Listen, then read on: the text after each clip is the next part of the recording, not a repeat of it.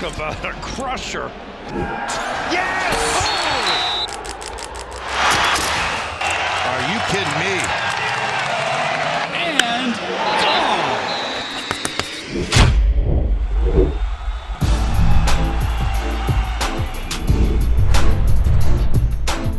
Welcome back to Schoolyard Sports Lane Frank podcast. On those, this podcast, Lane Frank. We're now on episode number 28. Yes, we're 28 episodes through. This is a big episode. The Final Four set. There's moves in the NFL draft. And we have our first ever guest on the podcast. We have NFL agent Mike McCartney, who represents guys like Kirk Cousins, Ryan Jensen, Philip Lindsay, Josh McGowan, and many others. So stay tuned for this episode number 28.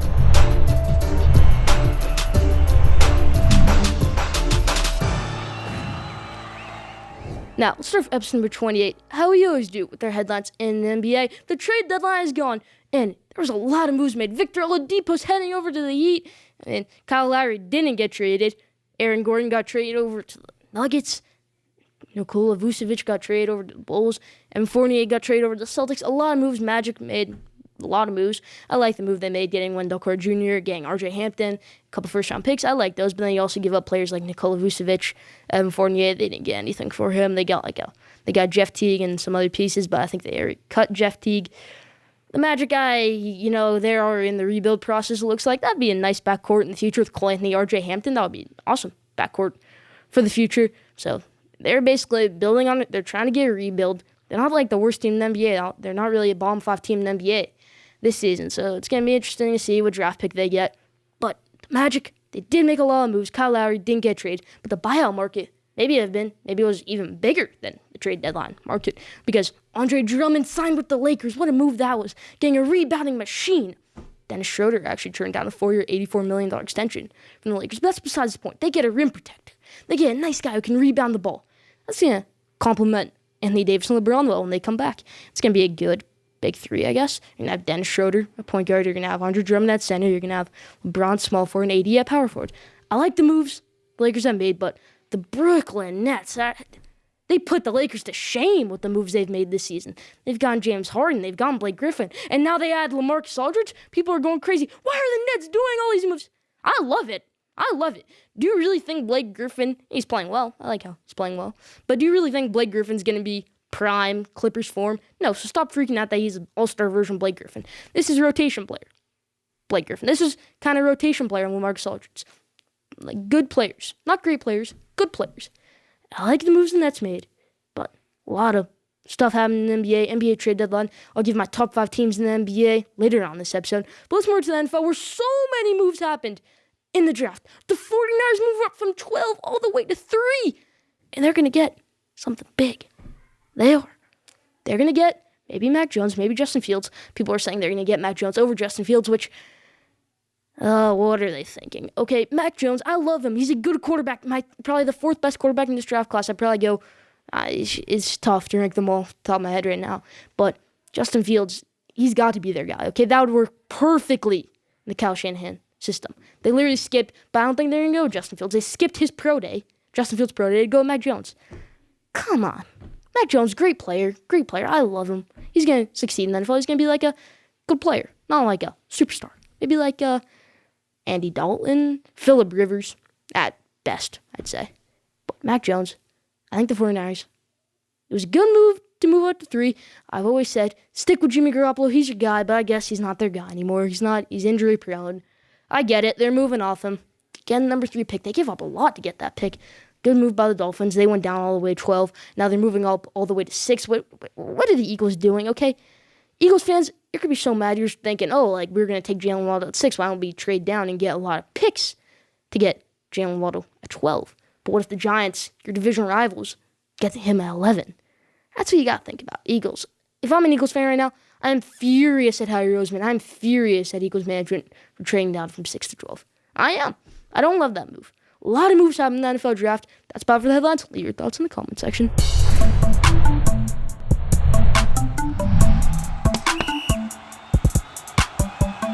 Now, top 5. Today's top 5 is top 5 teams in the NBA.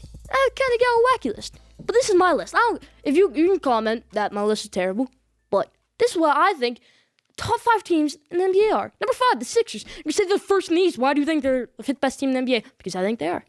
even when Joel Embiid comes back, I don't see this team making the finals. I'm sorry, Sixers fans. I know a couple. I don't see you making the finals. I see you maybe making the Eastern Conference Finals, but that might be even a stretch. Okay, you're the 5th best team in the NBA. I don't care that you're the 1 seed. Do not come at me. They are not, I repeat, are not a top 3 team in the NBA. They're number 5, good team. Maybe can be great. Number 5, 5th best team in the NBA, the Philadelphia 76ers. Number 4, the Los Angeles Clippers. I like this team. I think they're much better than they were last season. Maybe they can make the finals over the Lakers. That'd be interesting to see. So they're the 4th best team in the NBA right now. Kawhi Leonard, Paul George. I thought they should have gone after Kyle Lowry, but they didn't. It's going to be interesting. I thought they should have gone a good point guard at the deadline, which they didn't. I thought they maybe should have gone after Lonzo Ball or somebody. They didn't. 4th best team in the NBA, the Los Angeles Clippers, just because they don't have they got Rajon Rondo, good player, but I still think that they need a great point guard to lift this team, to complement Kawhi and Paul George well. I think they're the 4th best team in the NBA. Number 3, the Phoenix Suns. You're saying, why are the Phoenix Suns the 3rd best team in the NBA? Why do you have them over the Sixers? Why do you have them over the Clippers? You know why? Because they're the 2nd best record in the West. They're the 2 seed in the West right now. They're ahead of Lakers. Lakers fans, you got to realize the Suns have a better record than you. Jazz fans, you only are 3 games above the Suns for the 1 seed. The Suns are very close to the 1 seed. They're the 3rd best team in the NBA. I love this Suns team. I do. Really, really do. The Suns, 3rd best team in the NBA. They are. Number 2, the Los Angeles Lakers. I'm not talking about the Los Angeles Lakers with Dennis Schroeder, Kyle Kuzma, Taylor Horton Tucker. I'm not talking about that team. I'm talking about the Lakers team with Dennis Schroeder, LeBron James, Andre Drummond, and Anthony Davis. I'm talking about when they're all healthy. I think it's the 2nd best team in the NBA. Obviously, number 1's obvious. You can debate me on that, but 2nd best team in the NBA, in my opinion, the Los Angeles Lakers. Lakers fans, come at me. The Nets are better than you. They are. Number 1, best team in the NBA, the Brooklyn Nets. This is the best team in the NBA. They are. They're not going to lose more than 5 games for the rest of the season. Bookmark it. When they're all healthy, they're better than all of those Warriors teams. Come at me. They are. I'm not kidding right now. If all these pieces come back next season, we could potentially see another 70-win team. I'm not joking. I love this Nets team. I do. I think they're going to run the table and win the finals. I do. The best team in the NBA. Bookmark it. The Nets, mark my words, will win the finals this year. They're the best team in the NBA. I don't care what you say. This team is spectacular. Best team in the NBA, the Brooklyn Nets. That's about who I think top 5 teams in the NBA are. Leave who you think your top 5 teams in the NBA are in the comment section.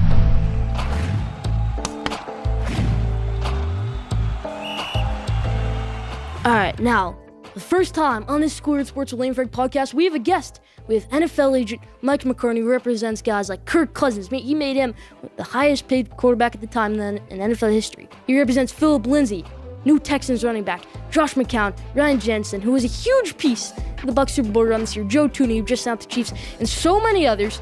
Please welcome Mike McCartney, everybody.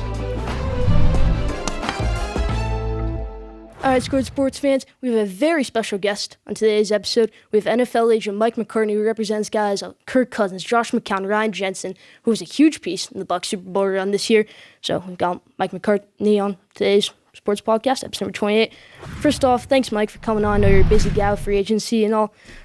First thing, tell us a little bit about what life is like as an NFL agent. Thank you for having me on, Lane. Life as an agent, every day is different. And there's parts of the year that are slower and parts of the year that are really, busy. I came off a couple of weeks that were extremely busy. The start of free agency, I had about 7 free agents, and one of them was Joe Tooney. The rest of them were just trying to find good fits. So it was a grind for a couple of weeks, just trying to talk to every team in the league and see where what their thoughts were. And it's funny, as an agent, you can do a great contract or sign a great player and you have no time to celebrate because you got 6 other guys to worry about. So free agency has definitely slowed down now. We're 3 weeks removed, and now there's guys trickling in signing wise, and the NFL's attention is turning to the draft.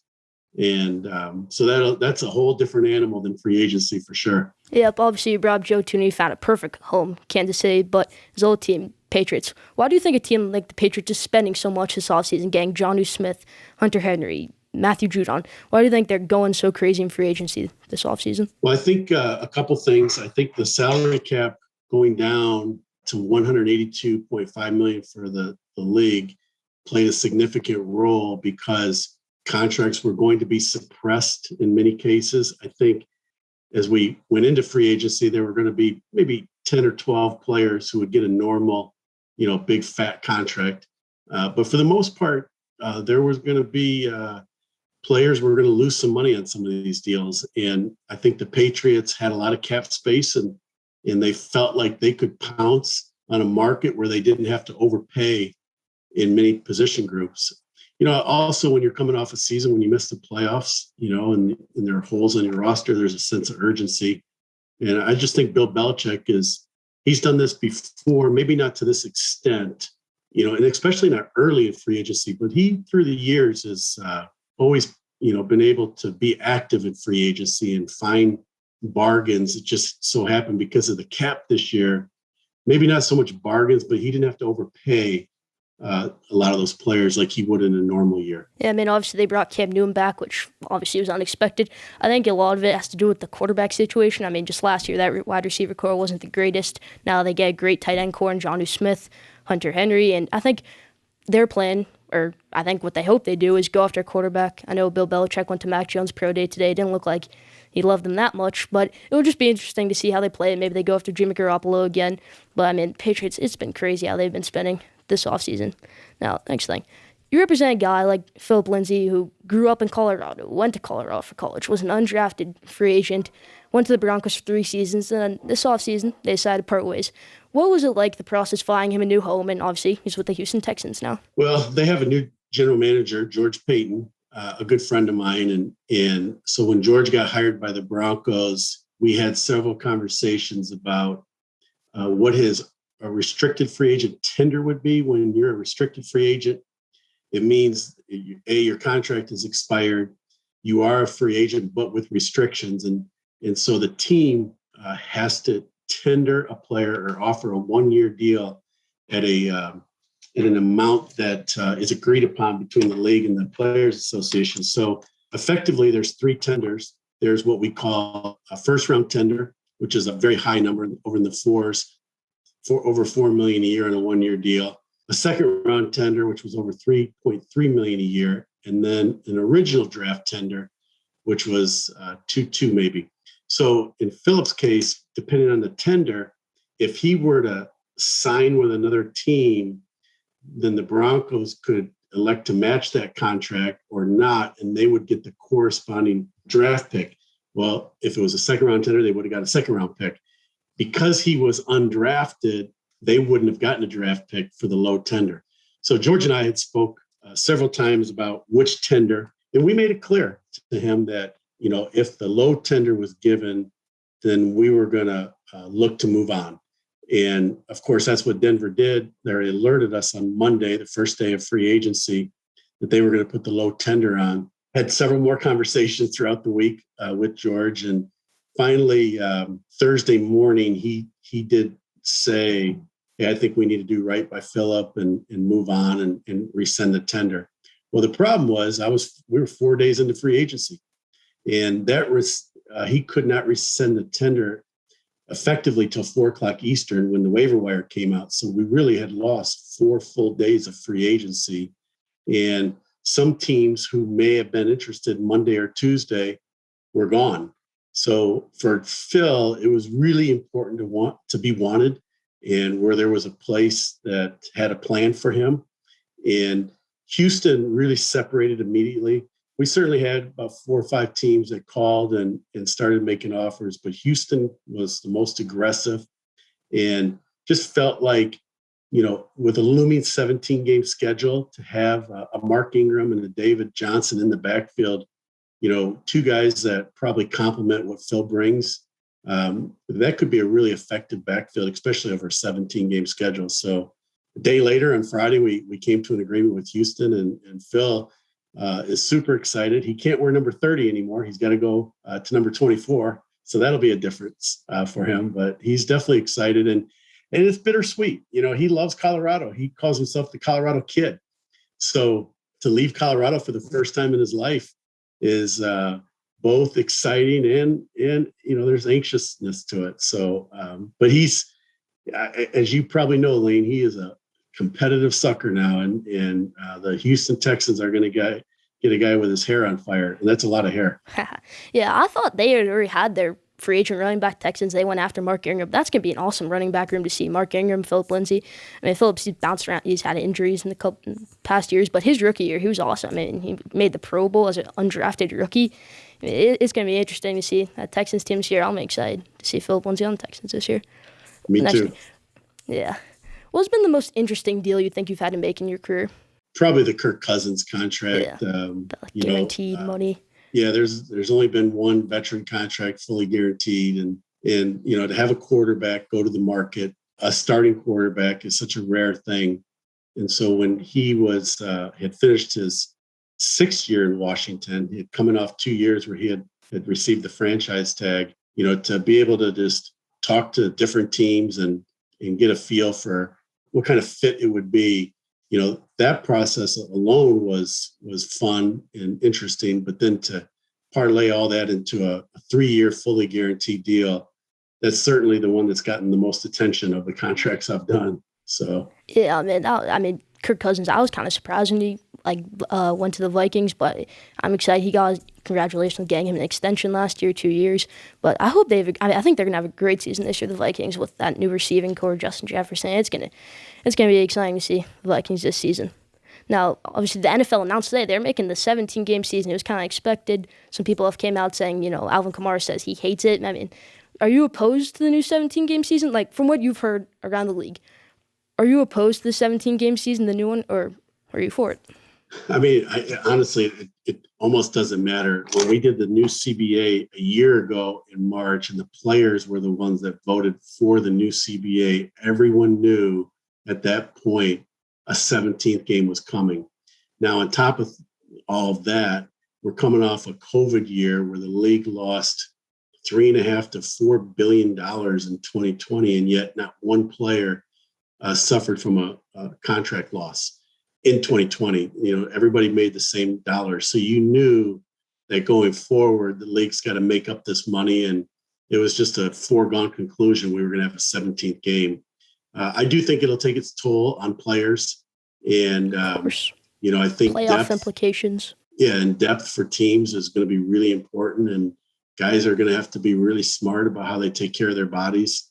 And so you hope it doesn't take a year off guys' careers. It's going to be fascinating to kind of watch it all unfold, and hopefully teams will take better care of players during the season as well. You represent Joe Tooney, who obviously played for the Patriots, and now he's going to the Chiefs now. Was it right away, just off the bat? Did he just want to go to the Chiefs right away, or is it more just like a process where multiple teams came after him, or was it just right away Chiefs? No, it was a process. Now, our process started prior to the start of free agency, when we had a lot of conversations, and, because this year was unique with the salary cap, I knew that not every team probably was going to be aggressive in trying to sign him. Going into free agency, you get a feel for some teams that would be interested, and, you're not allowed to talk dollars or cents or do any kind of negotiating prior to the start, but you can get a sense, as a veteran agent, of which teams could be interested in Joe. So he and I had a lot of conversations. Mitch Schwartz is a guy I represented in Kansas City the last several years, and I put Joe and him on the phone to talk about the Kansas City Chiefs situation. I did that with a few other people as well, so that Joe, I wanted to have a level playing field. I didn't want Joe to think that I was pushing one team or another. I wanted it to be organic and where he was excited. I've always said to players, and I said this to Joe, there's two things beyond money that are really important to me. The first is when you wake up in the morning, I want you to jump out of bed, excited to go to work, Joe, where you have an O-line room that's got a great culture, guys that you like playing with, a coach that you like playing for, a team you enjoy playing with, all those things. By the same token, when you leave the building every day, you're excited to go home where you live. And so if you can find those things, the money's going to take care of itself. And, now when free agency started, the Chiefs were the most aggressive.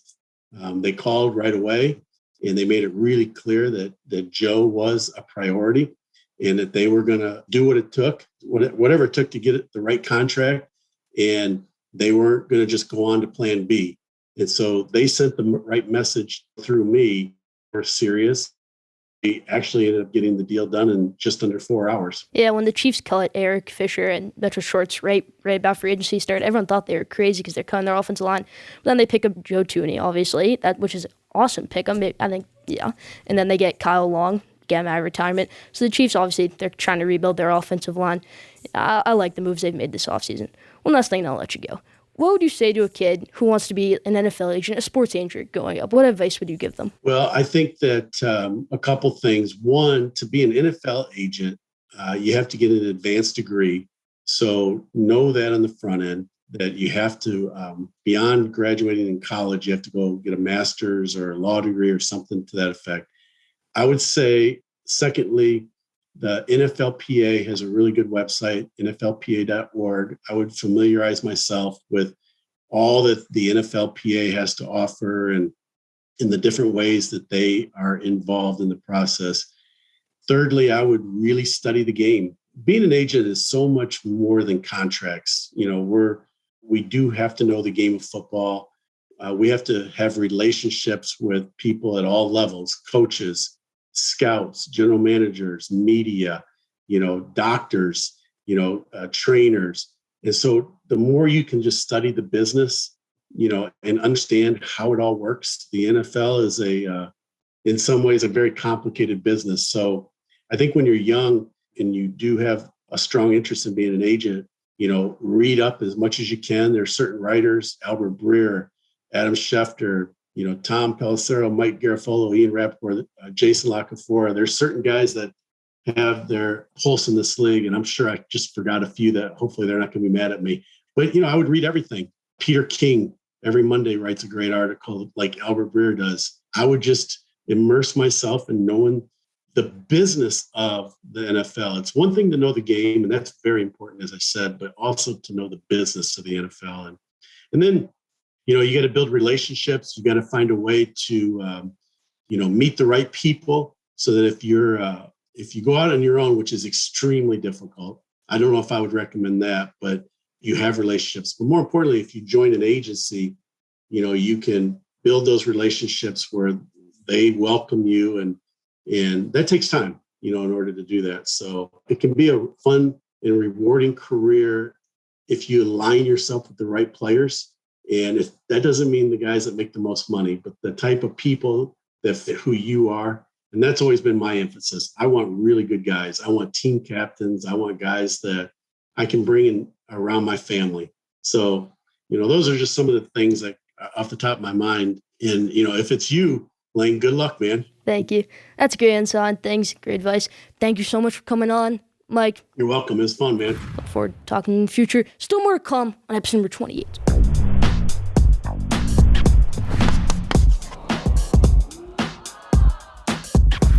Now, let's jump into our Did You Know? And today's Did You Know is there's going to be two Texas teams in the Final Four this year, Baylor and Houston. But did you know none of those schools have ever won a national championship? The only Texas school to ever win a basketball national championship is Texas Western. My grandpa wanted me to bring that up. He went to Texas Western. He's very proud. He's happy that Texas Western is the only Texas school to have won a national championship for basketball. Not Baylor. Baylor's never won a national championship in basketball. Did you know that? Leave that in the comment section.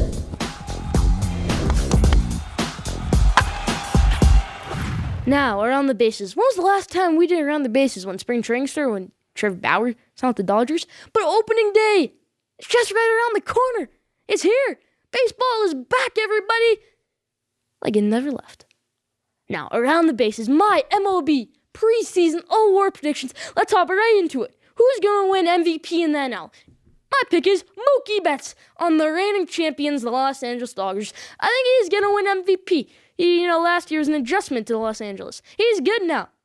He won MVP a couple seasons ago with the Red Sox. He's going to win MVP this season. Mark my words. Mookie Betts is going to win MVP this year. He is. Mookie Betts is my MVP pick. In the AL, who is my MVP pick? Mike Trout. If he stays healthy, he's going to win MVP, all right? I think Jose Abreu won it last year in the AL, but that was because it was a 60-game season. Weird things. But this season, it's going to be Mike Trout. We got a full 162 games, everybody. It's going to be Mike Trout winning MVP. Who's going to win Cy Young in the NL? know it's going to be? My favorite player in baseball, Jacob deGrom, on my New York Mets. I'm excited for the Mets this season. I am. Jacob deGrom is going to win Cy Young. If he stays healthy, he's going to win Cy Young. He is. There's no doubt in my mind. There is none. Mark my words, Jacob deGrom wins Cy Young this year. He almost won it last year for the third straight time. He won it 2 previous years. Nothing big. Just 2 Cy Young awards in 2 years. Jacob deGrom, awesome pitcher. The best pitcher in baseball. I don't care if you're a Yankees fan. You say, oh, what about Garrett Cole? No, Jacob deGrom is the best pitcher in baseball on my New York Mets. He is going to win NL Cy Young this year. Who is going to win AL Cy Young? I'm going to pick Garrett Cole. I just said Jacob deGrom's much better than Garrett Cole. But Garrett Cole's still going to have a good season. I just think Jacob deGrom's going to have a better one. Garrett Cole in that new pitching rotation with Corey Kluber, a bunch of guys. I like Garrett Cole. I do. I just don't think he's better than Jacob deGrom. I think he's the best pitcher in the AL, and I think he is going to win AL Cy Young. Who's going to win the World Series, everybody? What's my World Series matchup going to be? My last award pick. Now, all my picks so far have been, the favorites, stuff like that. But here's where I switch things up. My World Series pick in the NL is going to be the Dodgers, obvious. Because this roster is stacked. They are. It pains me to say as a Mets fan, I think the Mets get to the NLCS. I think they do. But I think they lose in 7 games to the Dodgers. I do. It's going to suck. It's going to be terrible. It really is going to. Oh, it pains me. Dodgers are going to make the World Series. But who are they going to play?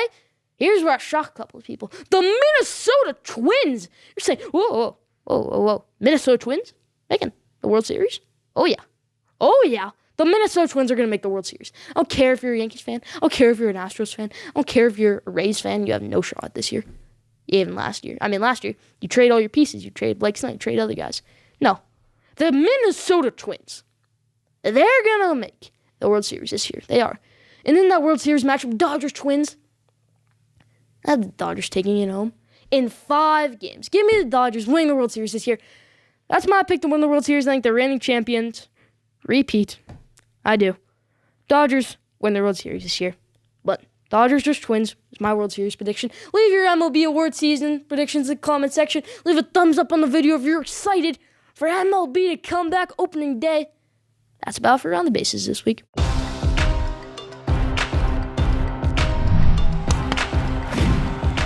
Now, Houston got into the Final Four on Monday. They did. They're going to play Baylor in the Final Four. And not many people are familiar with the Houston basketball team. You probably haven't watched many Houston basketball games this season besides the tournament. They had a very easy path to the Final Four. They had to play all double-digit seeds. The first team to ever do that. So they had the easiest path to make the Final Four. But I want to give you a little insight on what the Houston Cougars, how they play, what their weaknesses are, what their strengths are, a little insight on some of their players. I'm going to give that to you. Remember when we did Jalen Hurts Rookie Spotlight right before his first start? Give some people a little bit of background information on. Here's some background information on Houston. They're going to play Baylor in the Final Four. I'm not going to make a pick in that game. Not yet, but Houston, here's some insight on them. Houston, Final Four Spotlight. They're a great rebounding team. They're probably the best rebounding team in the country. No debate about it. They are. I love them. They miss a free throw and then they get a rebound. They hit a 3. That's how good they are. They get so many rebounds. They're not the greatest shooting team, but Quentin Grimes, he's a really good shooter.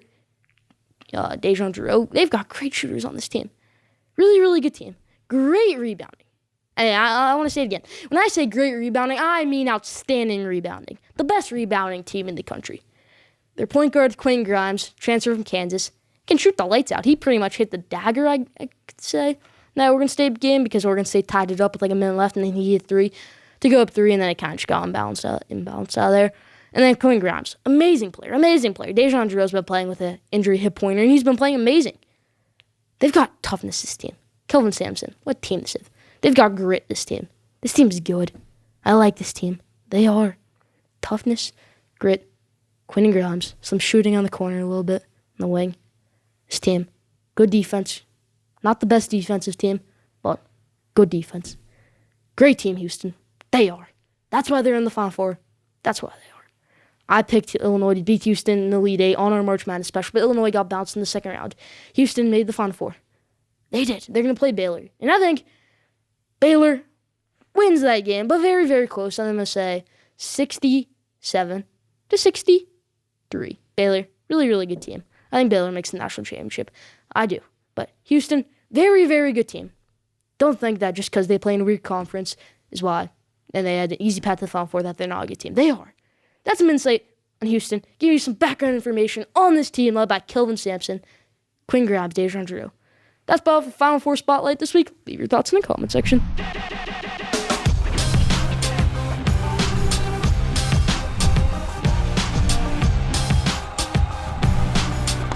Now, the best for last question day. Today's question day is, who is your pick to win the national championship? Is it Baylor? Is it Houston? Is it somebody else? Leave that in the comment section. Who is your pick to win the national championship this year? Leave that in the comment section. Thank you for tuning in. That's about for episode number 28. Don't forget to subscribe, rate, and review. Follow Schoolyard Sports on Instagram at Schoolyard Sports. Follow Schoolyard Sports on Twitter at Schoolyard Sport. Follow DB Podcast, the best podcast producers in the game, on Instagram at DB Podcast. And stay tuned for the best sports content in the world.